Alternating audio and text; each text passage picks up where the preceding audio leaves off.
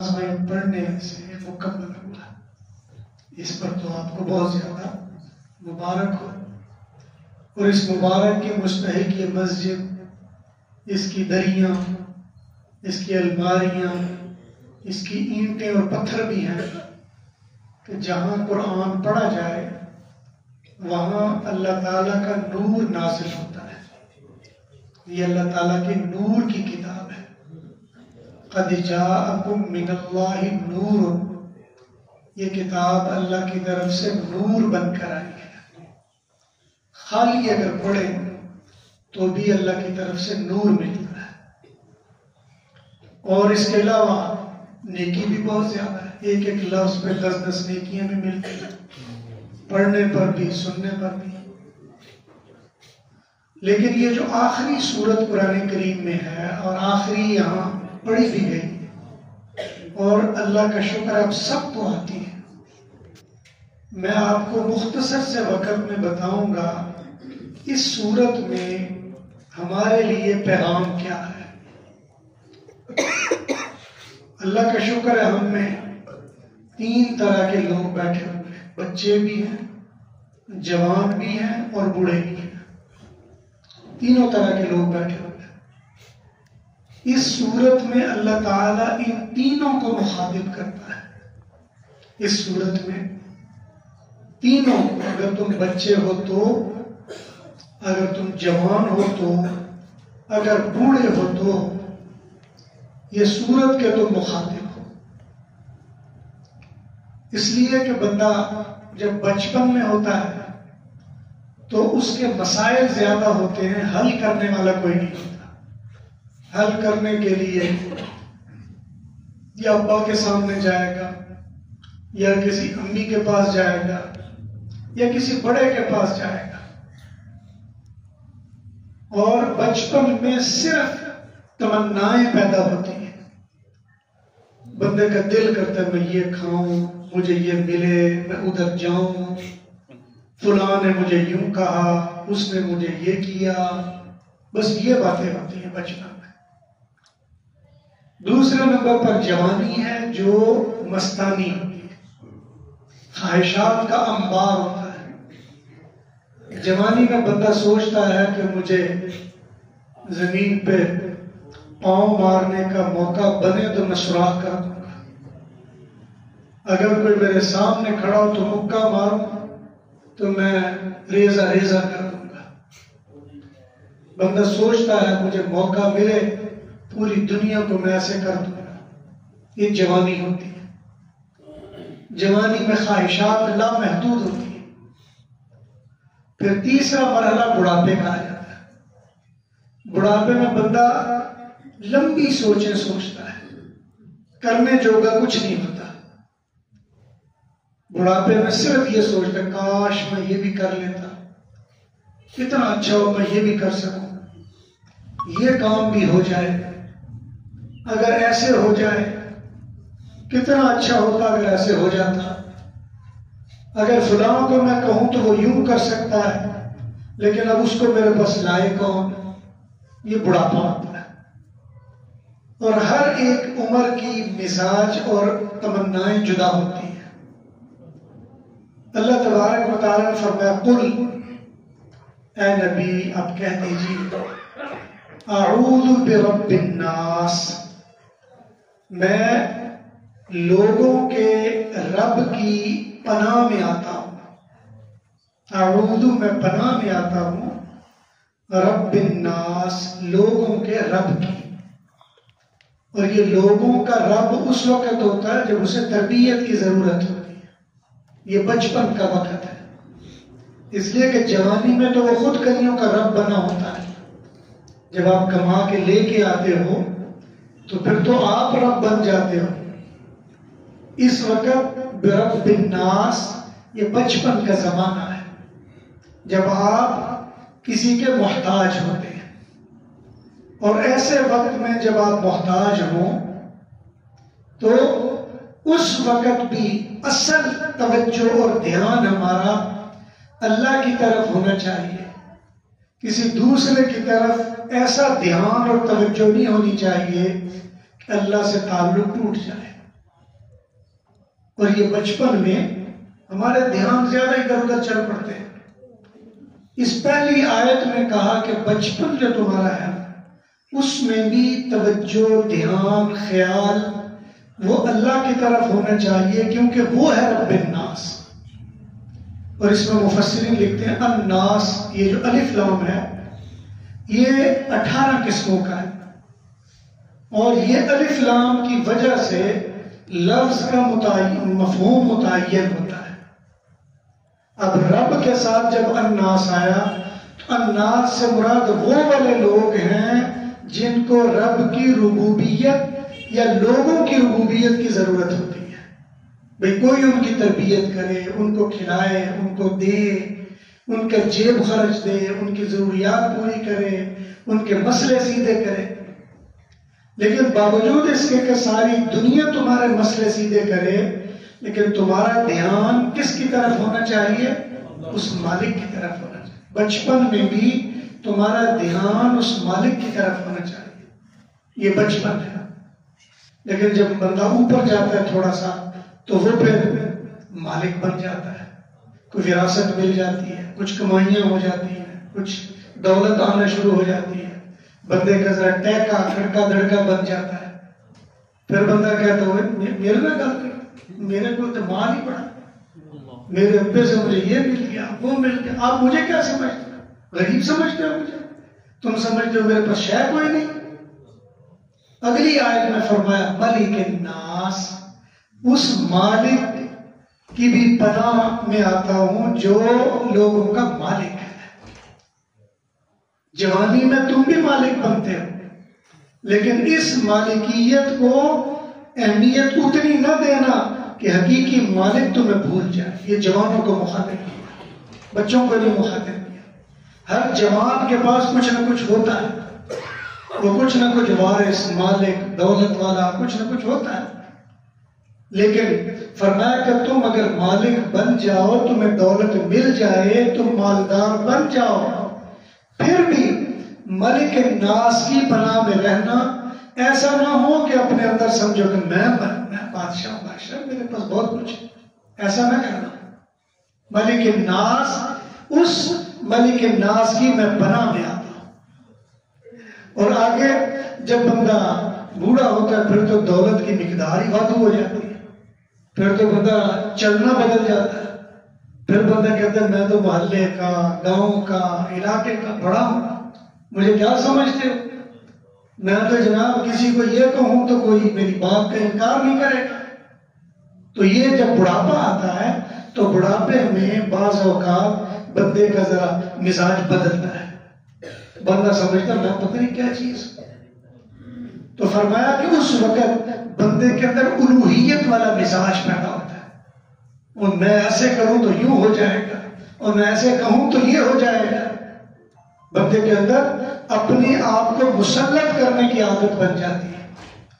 اللہ تعالیٰ نے تیسری آیت میں فرمایا الہ الناس، اس الہ کی پناہ میں رہنا جو لوگوں کا الہ اور معبود ہے۔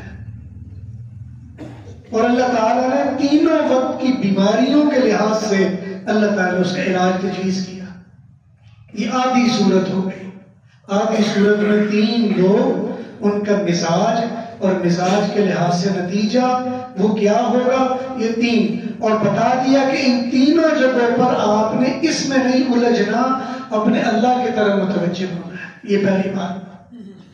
اب سورت کا دوسرا حصہ، اب 6 آیتیں ہیں اس سورت میں، 3 آیتیں 3 لوگوں کا، ان 3 وقتوں کا ذکر کیا، بچپن، جوانی، بڑھاپا۔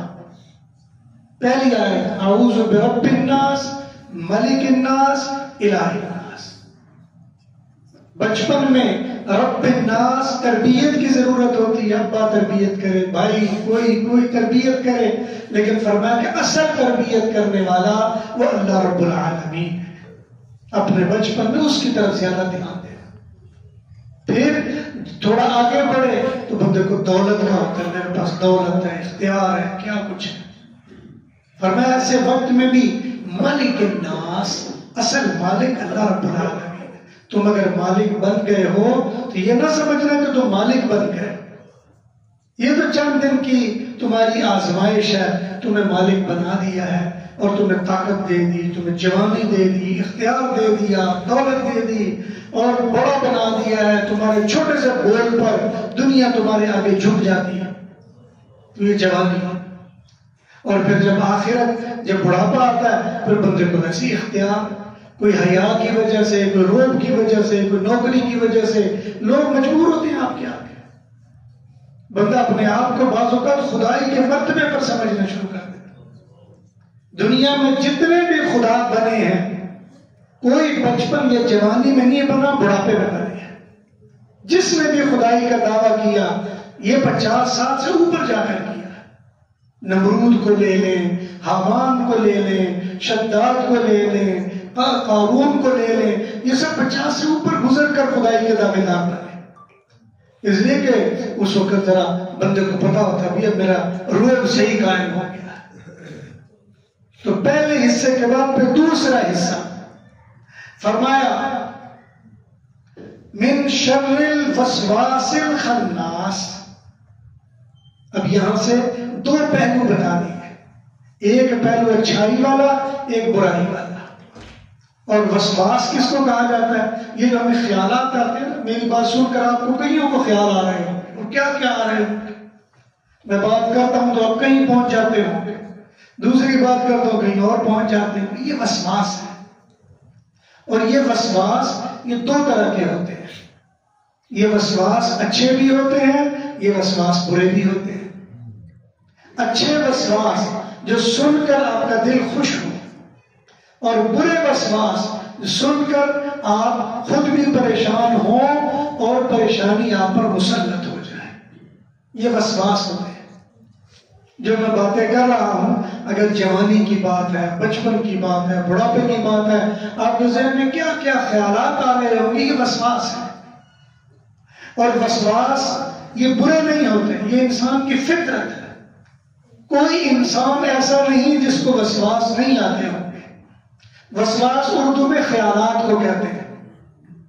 کوئی بندہ ایسا نہیں جو خیالات سے پاک ہو۔ عمر جلال رومی رحمہ اللہ فرمایا کرتے تھے کہ دری دنیا کا سے بے غم نہ باشد اگر باشد بنی آدم نہ باشد۔ اس دنیا میں کوئی بندہ ایسا نہیں گزرے گا جس کے خیالات نہ ہو۔ اور اگر کوئی بندہ کہے کہ مجھے نہیں ہے تو سمجھنا یہ بنی آدم نہیں، کوئی اور ہی مخلوق ہوگی۔ بنی آدم کے لیے وسواس، خیالات یہ لازم و منظور ہے۔ پھر خیالات دو قسم کے ہیں، اچھے بھی ہیں اور برے بھی ہیں۔ اس آیت میں بتایا من شر الوسواس الخناس، یا اللہ تیری پناہ میں آتے ہیں ان خیالات سے جو برے ہوئے۔ اس کا مطلب ہے کہ اچھے خیالات سے وہ پناہ میں آنے کی ضرورت نہیں، اچھے خیالات مقصود ہیں۔ اگر آپ کا ذہن، آپ کا خیال اچھائی کی طرف جائے تو اچھی بات ہے۔ اور اچھی بات کی مثال، ایک صحابی ایک دن کہنے لگے کہ یا رسول اللہ، میں سوچتا ہوں اگر میرے پاس یہ احد پہاڑ جتنا سونا ہو تو میں اللہ کے راستے میں دے دوں۔ ایک صحابی کہنے لگے تم تو پاگل لگتے ہو، احد پہاڑ جتنا سونا تمہیں ملے گا؟ تو پہلے اپنی جیب میں تو دیکھ تیرے پاس ہے کیا، تو سوچ کیا رہا؟ حضور اکرم صلی اللہ علیہ وسلم نے فرمایا تم چپ ہو جاؤ۔ یہ کہہ کیا رہا ہے؟ یہ اپنی تمنا کا اظہار کر رہا ہے، اور تمنا کے اظہار میں اللہ تعالیٰ اجر اور ثواب دے دیتے ہیں۔ لہذا نیک تمنا ہوگی تو اجر مل جائے گا، بری تمنا ہوگی تو گناہ نہیں ملے گا۔ لیکن جب بری تمنا ہوگی تو خیال تو منتشر ہوگا، خیال تو ادھر ادھر جائے گا۔ اس لیے یہاں فرمایا الذی یوسوس فی صدور الناس، اس رب کی پناہ میں آتے ہیں جو ہماری جوانی، ہمارا بچپن، ہمارے بڑھاپے کو سنبھالنے والا ہے، اس کی پناہ میں آتے ہیں جو خیالات کو پیدا کرتا ہے۔ یہ خیالات اللہ پیدا کرتے ہیں۔ دنیا کی سائنس آج اس بات پر کھڑی ہو گئی ہے کہ بندے میں خیالات پیدا کہاں سے ہوتے ہیں۔ کبھی پاگل کو خیالات نہیں آتے، پاگل تو چل پڑتا ہے جدھر کو چل پڑتا ہے۔ یہ خیالات کا تعلق عقل سے ہے، جتنی عقل زیادہ ہوگی خیالات اتنے زیادہ ہیں، پھر جتنی عقل کامل ہوگی اتنے خیالات درست ہوں گے۔ کبھی ذہین آدمی الٹے سیدھے خیالات نہیں سوچے گا، بے نتیجہ باتیں نہیں سوچے گا، فضول قسم کی ہوائی قسم کے خیالات میں مبتلا نہیں ہوگا۔ جتنا ذہین ہوگا اتنے اچھے خیالات سوچے گا اور کامل اور مکمل خیالات سوچے گا۔ اس لیے یہاں دو راستے بتا دیے، یوسوس فی صدور الناس، جو وسوسے آپ کے سینے میں پیدا ہوتے ہیں ان میں جو برے ہیں اللہ تیری پناہ میں آتے ہیں، اور جو اچھے ہیں وہ تو ہے ہی اچھے۔ اگر آپ میں سے حدیث پاک میں آتا ہے کوئی بندہ رات کو سوتے وقت نیت کرے یا اللہ صبح جاگ آ جائے میں تہجد پڑھوں گا، اگر نیت آپ نے کر لی اور اتفاق سے جاگ نہیں آئی تو تہجد کا ثواب مل جائے گا۔ یہ یوسوسو، یہ وہ اچھے وسواس ہیں۔ آپ نے سوچا یار آج میرے پاس اگر اتنے پیسے ہوں تو میں صدقہ کر دوں، آپ کے پاس ایک پیسہ بھی نہ آئے صدقے کا ثواب مل جائے گا۔ تو اس لیے یہ مختلف قسم کے وسواس ہیں، لیکن جو وسواس برے ہیں اس کے بارے میں فرمایا اللہ تیری پناہ میں آتے ہیں جو وسوسے برے ہمارے ذہنوں میں آتے ہیں، اور بچپن میں وسوسے ویسے زیادہ آتے ہیں، بچپن میں وسوسے زیادہ ہوتے ہیں، اس لیے کہ سوچنے کی خرچہ تو ہوتا نہیں، بندے کا دل چاہتا ہے منٹ لگے اور آپ کیا بندہ سوچتا ہے، ماں باپ تو پہلے تیار ہوتے ہیں کرنے کے لیے، اور بچپن کے خیالات اس کو تو کوئی کنٹرول کر ہی نہیں سکتا۔ وہ جلال الدین اکبر ہے، اس کے بارے میں آتا ہے کہ وہ ایک دن لوگوں سے کہنے لگا کہ یار مجھے یہ بتاؤ کہ میں کوئی ایسا بندہ ہے جو کوئی تمنا ظاہر کرے اور میں پوری نہیں کر سکوں۔ تو یہ جو ابو الفضل تھا اس کے دربار میں بڑا پڑھا لکھا آدمی تھا، اس کا وزیر تھا، کہنے لگا بادشاہ سلامت آپ کیا باتیں کر رہے ہیں، آپ تو ایک بچے کی خواہش نہیں پوری کر سکتے۔ اس کو بڑا عجیب لگا کہ میں کہہ رہا ہوں کوئی بندہ ایسا نہیں، کہتا بچے کی نہیں پوری کر سکتا، کہتا لاؤ بچہ کون سے، انہوں نے بچہ لکھا۔ اب وہ جو بچہ آ گیا تو بچہ رونے لگا، بچے کو سمجھایا ہوگا تھا، وہ رونے لگا اور روتا روتا بادشاہ نے کہا کیا مانگتے ہو، کہا مجھے ہاتھی چاہیے، مجھے ہاتھی چاہیے۔ اب بادشاہ کا دربار، بڑے بڑے وزراء، چھوٹے بچے کی تمنا بادشاہ پوری کیوں نہ کرے؟ بادشاہ نے فوراً حکم کیا ہاتھی لے کے آؤ۔ وہ ہاتھی لائے کہ دربار میں وہ دروازہ بہت نیچے ہے جس کا کیا کریں، توڑ دو ہاتھی اندر لے کے آؤ۔ دروازہ توڑ دیا، ہاتھی اندر آ گیا۔ اب بچے کی تمنا پوری کر دی، بادشاہ خوش ہو رہا ہے، بچے کی تمنا پوری ہو گئی۔ اب بعد بچہ آگے ہوا، اس نے دیکھا تھوڑا بہت ادھر ادھر سے دیکھا، پھر رونا شروع کیا۔ اب اس نے کہا اب کیا مسئلہ ہے، کہا مجھے سوئی چاہیے۔ انہوں نے کہا یہ تو چھوٹی سی چیز ہے، لاؤ بھائی سوئی لے کے آؤ۔ وہ اس نے سوئی لے آئے۔ اب وہ بچے نے تھوڑی دیر سوئی دیکھی، کوئی ادھر کپڑے میں چبھوئی ادھر کی، اور دیکھنے کے بعد پھر رونے لگا۔ اس نے کہا بھائی اب کیا ہے، کہا میں چاہتا ہوں کہ ہاتھی کو سوئی میں سے گزاروں، یہ ہاتھی کو سوئی میں سے گزاروں۔ اب بادشاہ سر پکڑ کے بیٹھ گیا کہ میں کیا کروں اس میں۔ تو بچپن میں جو خیال ہوتے ہیں وہ بے لگام ہوتے ہیں، اس کو کوئی کنٹرول نہیں کر سکتا۔ اس لیے فرمایا من شر الذی یوسوس فی صدور الناس، یہ بچپن میں جو وسواس آتے ہیں، جو خیالات آتے ہیں، ان میں بھی اللہ اچھے ٹھیک ہے، برے سے تو بچا۔ اس وقت خیالات کا جو انبار ہوتا ہے اس میں بھی فرمایا یا اللہ جو برے خیالات ہیں حفاظت فرمانا، جو اچھے ہیں وہ تو اچھے ہیں۔ لیکن جب بندہ جوان ہوتا ہے نا، پھر ذرا اس کا سٹائل بدلتا ہے، پھر خیالات ڈالتا ہے، وہی تو ایسے بیٹھا وہ فلاں ہے وہ ایسے کر گیا۔ جوانی میں پھر بندہ لگاتا ہے ادھر کی ادھر، ادھر کی ادھر، ادھر کی ادھر، ادھر کی ادھر، اور بندے کا سٹائل بدلتا ہے۔ دکان میں ہوگا تو جا کے آج تو میری بڑی لیاقت کی ہوئی ہے، اگلے کو جلانے کے لیے چاہے دیلا نہ کمایا ہو، اگلے کی ایسی ایسی پھیر دیتا، وہ بھی سوچتا رہتا ہے یار میرا کی بڑھے گا، یہ تو سارا کچھ رہ گیا۔ اگر کوئی اور کام کر رہا تو دوسرے کو جا کے کر گل ہی کوئی نہیں، کوئی اور تو ایسے ہی شروع ہو جائے گا۔ تو اس لیے فرمایا الذی یوسوس فی صدور الناس، الذی یوسوس فی صدور الناس، لوگوں کے سینوں میں جو خیالات ڈالتا ہے، پینیٹریٹ کر دیتا ہے، اس کا بیج ڈال دیتا ہے، وہ بیچارہ بیٹھ کے سوچتا رہتا ہے۔ کوئی ایسی بات کر دے گا کہ جس سے بندے وہ ٹینشن میں پڑے رہے، یا اللہ اچھی بات ڈالے تو اچھا ہے، برا خیال ڈالے تو برا ہے، اور برے خیال میں بھی اللہ تیری بدنام بناتے ہیں۔ یا اللہ برے خیال نہ ڈلوانا ہمارے سے برے خیال نہ ڈلوانا۔ اور ہماری عادت یہ ہے کہ برے خیال تو ایسے پھیلتے ہیں آپ سوچ بھی نہیں سکتے۔ آپ کسی کے بارے میں کوئی آدمی اس کے بارے میں کوئی بات کر رہے ہیں، فلاں بڑا نیک ہے، صرف اگر اتنی بات کو چھاڑ میں نے بتاؤں کی ہے، بس اتنی بات، اس کے بعد پھر جو کہانیاں بنتی ہیں وہ آپ تصور بھی نہیں کر سکتے۔ پھر چل پڑتی ہے بات، وہ فلاں نمبر نہیں انہیں چھوڑو، کیوں جی وہ فلانے صاحب نے ان سے مجھے پتا انہوں نے سارا پتا ہوتا، وہ بیان سے انہوں چھوڑو پر وہ اس قابل ہی نہیں بننا ذکر کیا۔ چلتے چلتے چلتے چلتے اتنی زبردست سٹوریاں بن جاتی ہیں کہ بندہ سوچتے ہی رہتا ہے کہ بنی کی ہے۔ وہ کہنے والا بھی سوچتے ہیں یار میں نے سوچے بھی نہیں سی جو کہ پڑھ گیا۔ اس لیے فرمایا الذی یوسوس فی صدور الناس، جوانی میں بندہ جب لوگوں کے دلوں میں خیالات ڈالتا ہے، اللہ اچھے خیالات تو ٹھیک ہے، بروں سے اللہ تیری پناہ مانگتے ہیں۔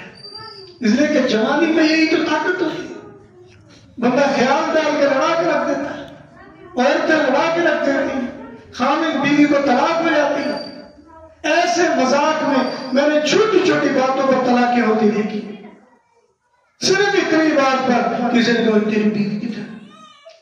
اب اس نے کہا جی وہ کار ہے، کار نہیں پائی، دھیان رکھے کار پا، اتنی بات ہے، سیاپا پڑ جاتا ہے، زندگی پر بات نہیں ختم، جا کے شروع ہو جائے گا انہوں کی میں پتہ لگا تو کار دے، انہوں کی میں پتہ لگا تو کار دے۔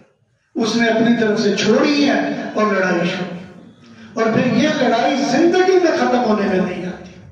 الذی یوسوس فی صدور الناس، جب بندہ جوانی میں لوگوں کے ذہنوں میں برے خیالات ڈالنا شروع کر دے، اللہ تیری پناہ میں آتے ہیں، اس لیے کہ یہ وسوسے کو تباہ و برباد کر کے رکھتے ہیں۔ اور ہماری جتنی گمراہی ہے، یہ رنگ برنگے فرقے، رنگ برنگے مسلک، رنگ برنگی پارٹیاں، رنگ برنگے خاندان، آپس کی لڑائیاں، آپس کے تنازع، میری تقریباً آدھی صدی کا تجربہ ہے۔ لوگ آتے ہیں طلاقوں والے بھی، دوسرے مسئلوں والے بھی، اور میں جب ساری بیعت کی تہ تک پہنچتا ہوں تو پتہ اتنا ہی چلتا ہے، کسی نے کہا تینوں کی پتہ ہے، بس اتنی بات پر لڑائی شروع تینوں کی پتہ۔ اس نے کہا جناب میری جو جنانی ہے بڑی چنگی ہے، اگلے نے اتنے کرتی ہوں، بس وہ یہ جملہ اس نے کہا تینوں کی پتہ ہے۔ اب آپ کے دل میں وہ گرا ایسی لگی، گل ہے جڑی انہیں نہ گئی ہے، گل ہے جڑی۔ اگر کسی نے کہا فلاں خاندان بڑا ہی اچھا ہے، اور چھڑ تینوں کی پتہ ہے، بس اتنی بات۔ اب پوری زندگی کے لیے آپ قرآن پڑھ پڑھ کے بتائیں کہ وہ بڑے اچھے لوگ ہیں، میں نے فلانے نے کہا تمہیں پتہ ہی نہیں، ساری گل پچھلی انہوں پتہ ہے، اب بتاؤ یہ کیڑی گل پتہ ہے؟ اس لیے فرمایا الذی یوسوس فی صدور الناس۔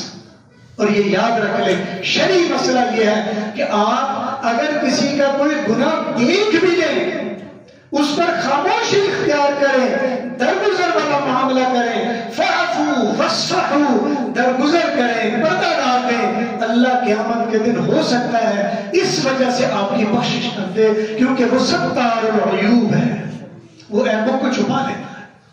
اگر تم یہ سوچ کر کسی کے عیب چھپا دو گے تو اللہ بخشش کا سامان کر دے گا۔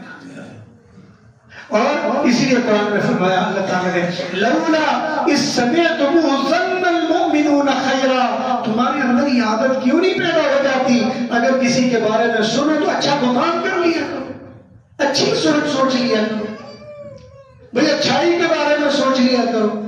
یہ کیا مسئلہ ہے کہ ہم جب بھی سوچیں منفی سوچتے ہیں؟ تو اس لیے جب جوانی آ جائے تو یہ مسئلہ نہیں ہو جاتی ہے۔